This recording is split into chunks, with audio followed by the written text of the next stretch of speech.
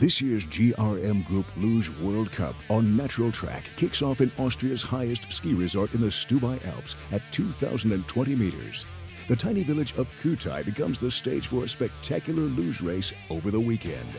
The stars of this sport will battle it out in a head-to-head parallel race over 290 meters, a much shorter track than at traditional World Cup races, as race director Eric Bartowski explains. As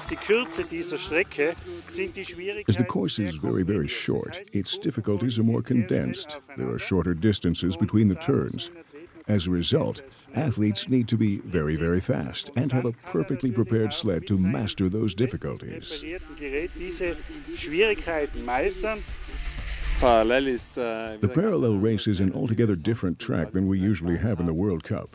The start is crucial in the parallel format, and it's quite difficult to concentrate on the track when all the focus is on the start.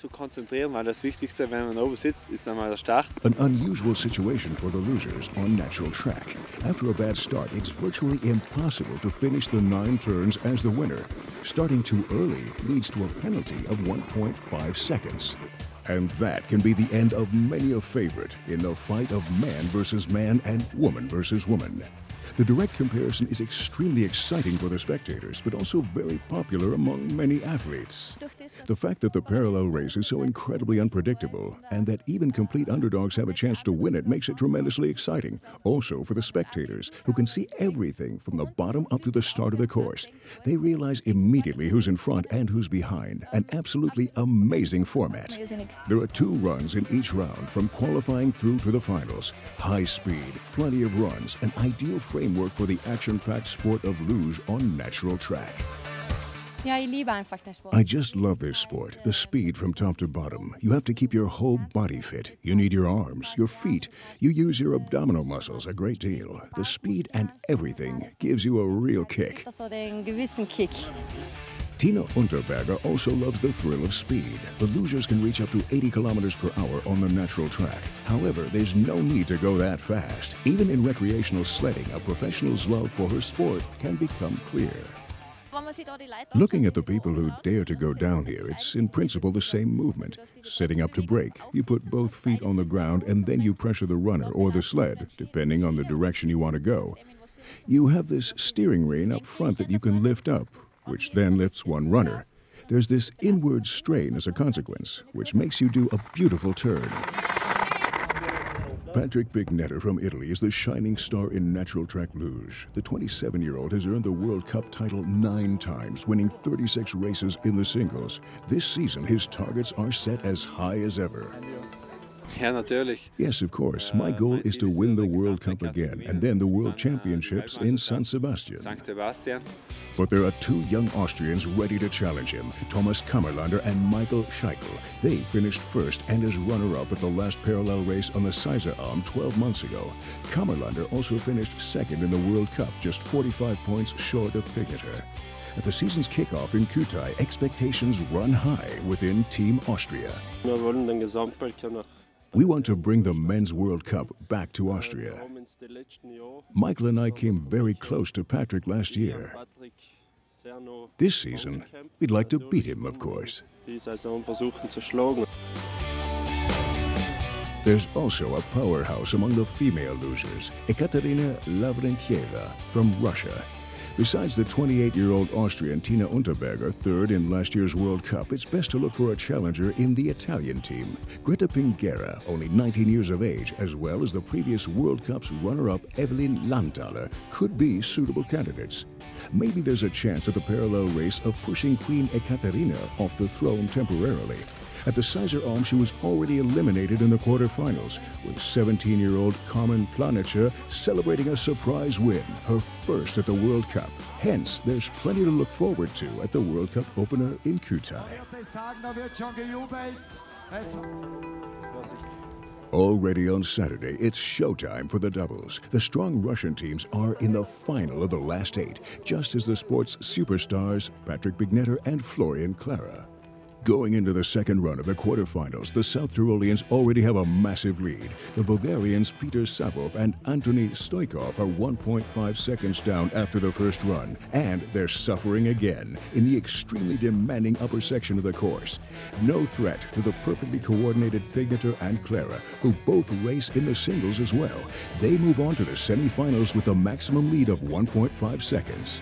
In the second quarterfinal, Knauter and Knauter face Porshnev and Lazarev, a tough call for the two returnees from the European Cup, who are more than half a second back after the first run. However, the Russians, who finished third in the previous World Cup, are equally far from flawless. Knauter and Knauter fight their way back, but Pavel Porshnev and Ivan Lazarev have experience galore on the highest level. Thanks to their fast line on the lower part of the course, they cross the finish line with a comfortable margin. Hence, the brothers Thomas and Christoph Knauter are eliminated. Porshnev and Lazarev advance to the semis in spite of their big mistake. There is more Russian participation in the next quarterfinal. The Poles Jerzejko and Soika face an uphill battle against Alexander Erogov and Peter Popov. And they're having a tough time in the tight turns at the top, which were built to slow the losers down early in the race. Adam Jerzejko and Miroslav Soika have a 1.5 second deficit from the first run and just can't keep up with the Russians this time around. Taking turns 7 through 9 at full speed, last year's runner-up in the World Cup, Erogov and Popov managed to qualify for the next round. The Polish team unfortunately has to say goodbye.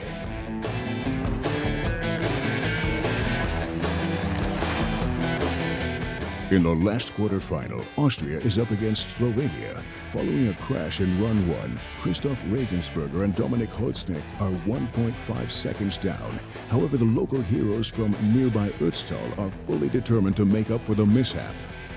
Past the midsection, they pulled away from brother and sister Petra and Tadej Dragicevic, who are, by the way, the only mixed doubles team racing here in Kühtai. Regensberg and Holzknecht crossed the finish line well ahead of them. After their crash, they're surely overjoyed about reaching the semi-finals. Old friends meet in the first semi-final, Pigneter and Clara versus Porshnev and Lazarev. The Russians have lost almost half a second in the first run and are now struggling with the same turn on the blue track as they did in the quarterfinals. Patrick Pigneter and Florian Clara, however, are on a mission and already well ahead in this section. Can Igor Porshnev and Ivan Lazarev come back again? It doesn't look like it, as the Masters are in control throughout. Pigneter and Clara go through to the final in the most impressive fashion. Will they face another Russian double there? Just like in the quarterfinals, Regensberger and Holzknecht have the maximum deficit of 1.5 seconds. Their explosive start makes it clear the two Austrians need to take all the risks to have a chance against Alexander Erogov and Peter Popov. Regensberger-Holzknecht show a very good second run, taking their speed into the lower parts of the course. But will this be enough to beat the experienced Russians? It is not enough. Despite winning this run, the Austrians' deficit from the preceding runs is too big, and now the race for third place awaits them. Igor Porshnev and Ivan Lazarev have lost the first round in the race for third place. Can the 2011-2012 overall World Cup winners turn things around in the second? Starting equally fast, the doubles stay abreast in the technical upper part of the course. However, as they enter the midsection, the young Austrians have managed to create a gap between themselves and the veteran Russians. The race is decided in the last third, with Regensberger and Holzknecht mastering the wider turns almost perfectly again. In a surprisingly clear fashion, the Tyroleans finish in third, winning a spot on the podium for the third time in their career.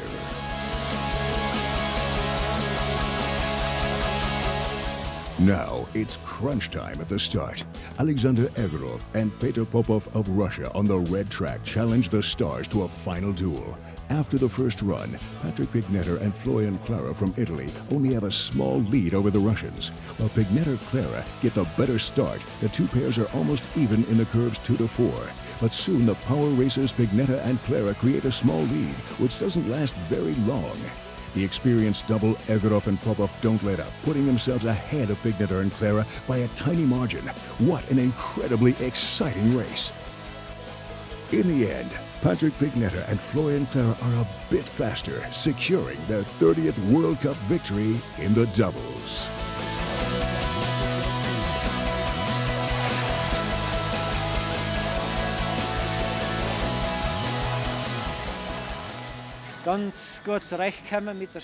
We managed the track quite well. We had some small problems, but everybody had them because it's just a technically difficult track, which they managed to create here. But everything went well for us. The parallel race is really tough because you're going up and down, focusing every time anew because the start is crucially important and the track is really difficult here. But I think it was a great and exciting race, and I hope there will be more races like this one in the future. Es war ein tolles und ein spannendes Rennen und hoffen, dass in Zukunft wieder mehr solche Rennen haben. Patrick Pignetta and Florian Clara have proven today that there is no way past them, even in the parallel race. Alongside the teams from Russia and Austria, they've laid the foundation stone for a successful season. The winners get 100 points, the second 85, and the third double 70 points. She is the dominant force among the female lugers. Ekaterina Lavrentieva dominates the natural track like no other. In 14 years, she's won the overall World Cup an incredible 11 times. There's no limit to the Russians' motivation. Originating from the Murmansk region, Lavrentieva lives in St. Petersburg today and has learned German in order to find her way around her beloved sport more easily. I think for me it's not an easy sport, which makes it all the more interesting.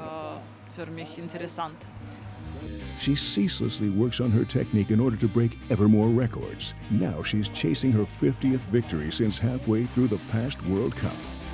I've never won a parallel World Cup. I hope that I will this year. That's an idea which for me is very motivating.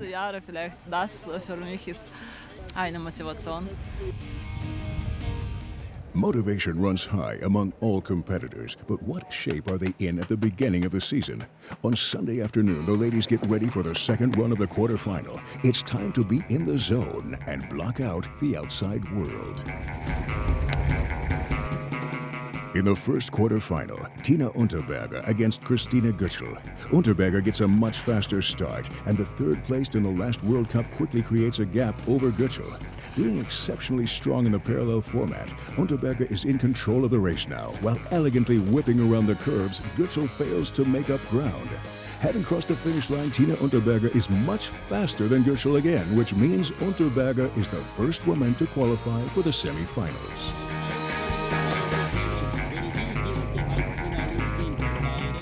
In the battle of the youngsters, Greta Vingera dominated the first run. The 19-year-old outclassed 16-year-old Teresa Maurer by nearly a second. But through this section, Maurer glides her sled very smoothly. Will the German be able to gain ground on the bottom of the track? No. Now the Italian is leading again, but on the very last meters, the huge talent from Germany moves ahead.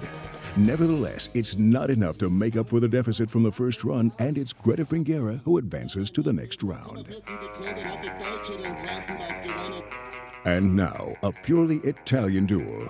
Planica versus Landthaler. Maximum deficit of 1.5 seconds for Planica after a false start in run number 1. It'll be extremely difficult for her to catch up, but Landthaler makes a big mistake at the top of the course. While Planica moves ahead, she's unable to shake off Evelyn Landthaler, who is no less than last year's runner-up in the World Cup.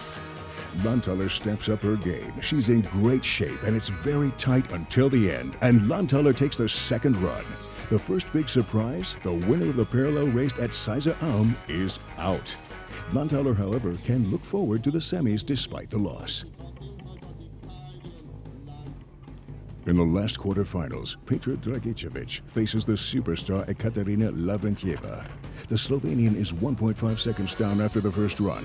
Anything but a clear victory for the Russian would be a huge surprise. It's impressive how Lavrentieva manages to show her class and at what level she's able to perform at the beginning of her season. An almost impossible task for the Slovenian, although she also displays some high-class sledding here. A clear victory for the 31-year-old Russian who will meet Landthaler in the second semi-final.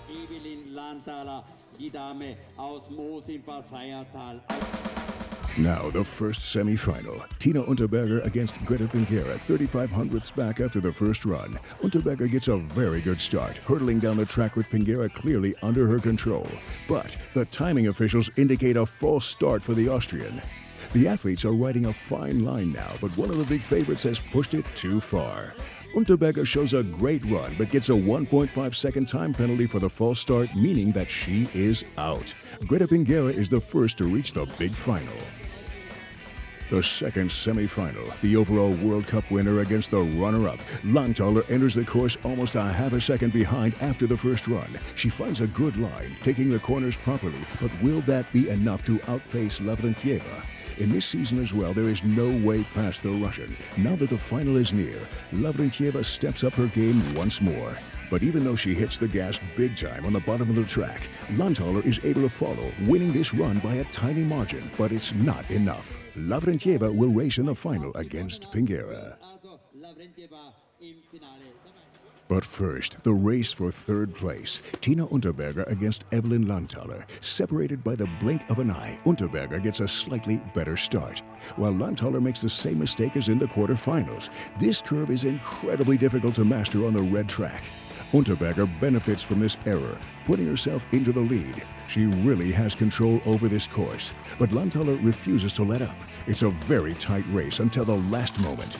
Finally, Tina Unterberger crosses the finish line in first by exactly the same winning margin as in the first run. Unterberger snatches the final podium place while Landthaler takes fourth. And now, the grand finale for the ladies. Lavrentieva against Pinguera, who made an attempt at racing artificial tracks, but has returned to her beloved natural track. Tension is high, nerves flutter, but the start seems to go well for both. While Lavrentieva has a lead of 1 second, Pinguera has a much better start and masters the technical upper parts with utmost precision. Yet in the bigger curves lower down, Ekaterina Lavrentieva shifts up a gear, seemingly on a determined mission to win her 50th World Cup race. And she's faster yet again. The winner of the World Cup kickoff is Ekaterina Lavrentieva from Russia. I'm very satisfied. It's the 50th victory for me. Last year, I couldn't win the last race. And this year, I was hoping perhaps to win the parallel competition. But now, I'm very satisfied. I'm very happy with second place. The second place is like a victory for me because I really haven't had good results in the parallel race thus far, and so I'm happy about this result. All smiles at the flowers ceremony. Lavrentieva ahead of Pinguera and Unterberger. At the end of the day, the favorites have come out on top.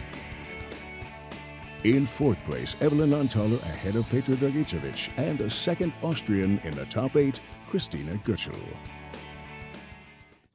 With the mission of winning the overall World Cup in mind, the two Austrians, Michael Scheichel and Thomas Kammerlander, worked hard in the pre-season. What skills does it take to withstand the pressure in luge on natural track and be successful in this demanding sport? We spend quite some time in the gym, training a lot with our own body weight. It's all about power, building muscle, protecting ourselves from injuries, of course. Body tension is very, very important. Speed strength, but then also flexibility on the sled. That's what a good luge athlete needs.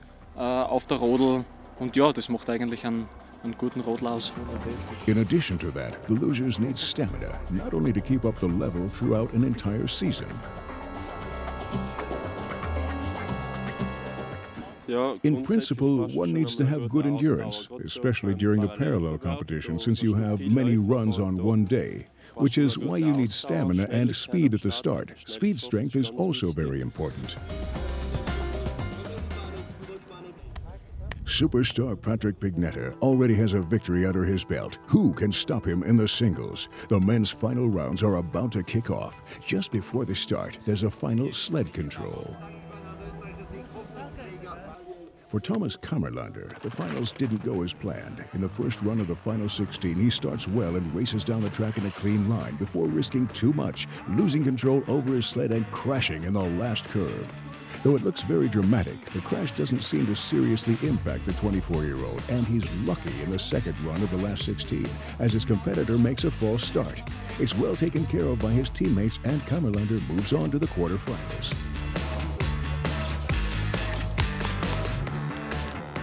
Now, on to the second round. Michael Scheichel is 23 hundredths down after the first run. He must give his all now to beat his opponent, Florian Breitenberger. Scheichel goes through the technical curves 2 to 4 in an aggressive yet controlled manner. Is this the way to overtake his competitor? Exiting the upper part of the course, Breitenberger has lost ground, but he comes back in the final curves 7 to 8. And the South Tyrolean stays ahead. Even though Scheichel wins this run, he's beaten by 200ths with the 2 runs combined. He'll be very disappointed about his performance at the World Cup kickoff. In the second quarterfinal, Patrick Pignetter against Anton Blasbichler. Blasbichler shoots out of the starting gate. He needs to make up 1.5 seconds, yet already in the second curve he collides with the boards, and his lead is gone. But this legend in the sport, Tony Blasbichler, 42 years old and 4-time World Cup overall champion, fights against the current best luger on the circuit until the veteran's false start is announced. Another 1.5-second penalty and Blasbichler is out. Pignetter, 15 years his junior, is in the semi-finals. And that's where Thomas Kammerlander wants to go to. Yet this is an almost impossible mission. Following his crash in the last 16, he makes a false start against his teammate Thomas Schopf in the first run of the quarters. With a penalty of 1.5 seconds, he comes roaring down the track and wants this win. But Schopf doesn't need to take any risks, taking the corners properly and holding his lead over the finish line.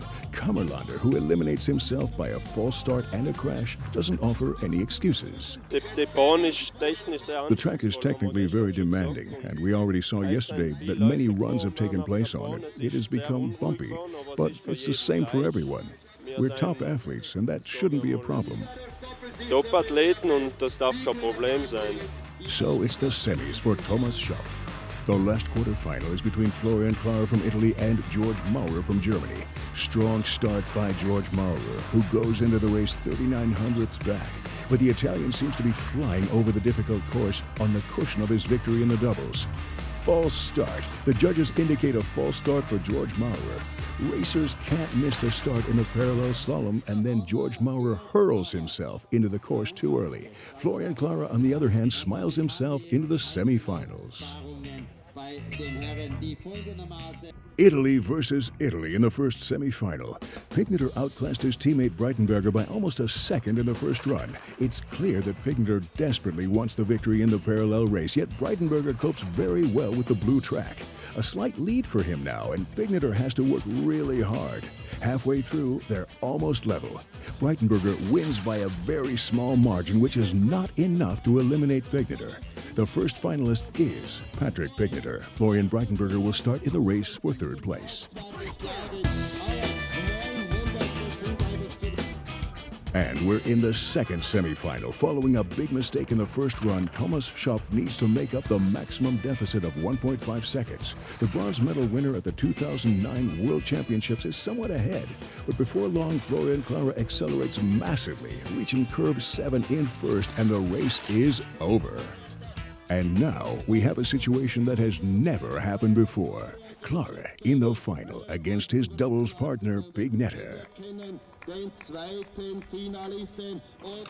What might a heart rate monitor be showing right now? Florian Breitenberger and Thomas Schopf fight against each other in the race for third place. After a crash in the first run, Schopf's position in the second run is difficult.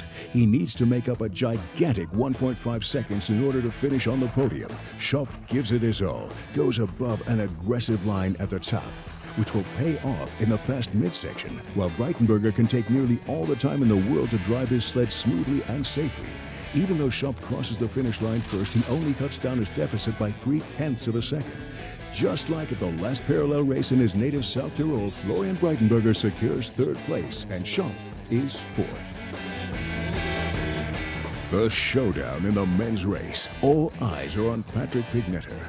Will he be able to close the tiny gap to his partner Florian Klara in the doubles, who has built up a lead with a courageous first run? Klara is in the right position straight after the start. He clearly wants to challenge Pignetter, but already in the second curve he makes the same mistake so many have made on the red track. Pignetter masters the tough sections of the course with ease and is well ahead in the middle. He steps on the gas in the final wider curves and across the finish line. Klara is 76 hundredths down, but can still be happy about his very first podium in the singles. His partner and fellow competitor Patrick Pignetter remains the man to beat in the sport of luge on natural track. Yeah, great. I knew I had to give everything. Maybe it was to my advantage that I wasn't nervous, because I'd have been happy for Florian had he won. And he knew it was his first chance to win at a World Cup, but I was able to stay cool. After the first run, I was 500ths down. In the second run, I closed the gap. It was very exciting, and luck was on my side. And I was able to win the race. This morning I even thought that we've never managed that with Patrick, one of us in front and the other behind in second. Today it just worked out. Today everything went fine. Patrick Pignetter thus wins his 37th World Cup victory in the singles ahead of Florian Clara and Florian Breitenberger. A day of triumph for Team Italy. Behind them, the Austrian trio Schopf, Scheikel and Kammerlander ahead of Anton Blasbichler and George Maurer.